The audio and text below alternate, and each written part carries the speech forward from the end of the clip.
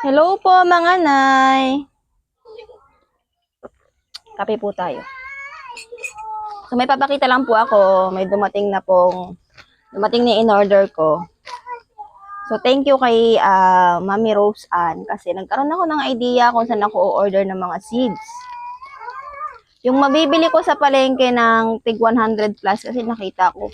Yung nakapack siya 70 pesos to 90 pesos. Depende sa klase. Tapos yung nakalata naman, nasa 150 to 180 yata yun. So ito, 100 plus lang, 120 yata. Ang dami ko ng variety ng seeds. Iba-ibang klase na siya. Anim ba o siyam yung in-order ko. Tapos meron siyang pa-free. So wait lang.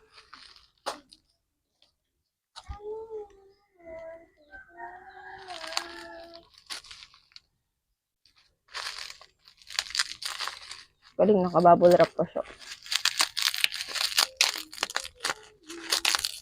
Ay, doble-doble pala yun. Doble-doble pala. Yan. So, ito siya. Ay, ang galing ah. Thank you, sabi. Thank you.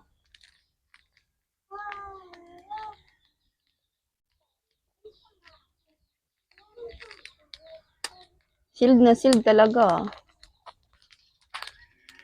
So, kaya ako nakaganto kasi naglilinis pa ako ng pagtataniman ito. Hindi ko pa lang na-upload.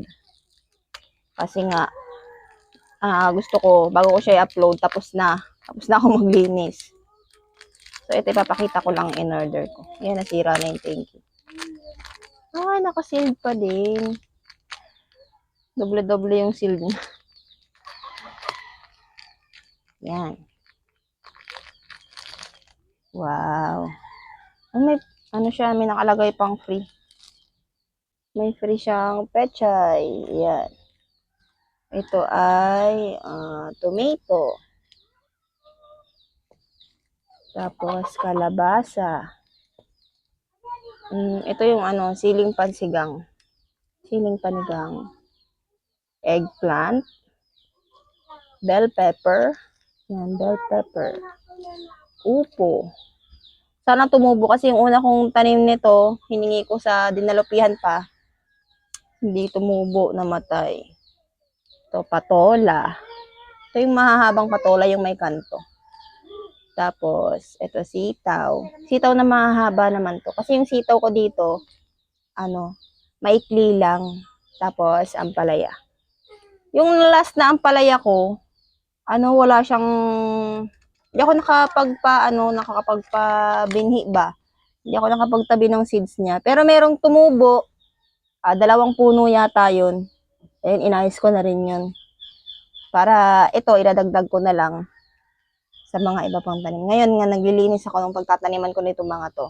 So, kailangan ko lang ipunla ko muna itong mga talong, yung bell pepper, pansigang, at saka yung kamatis.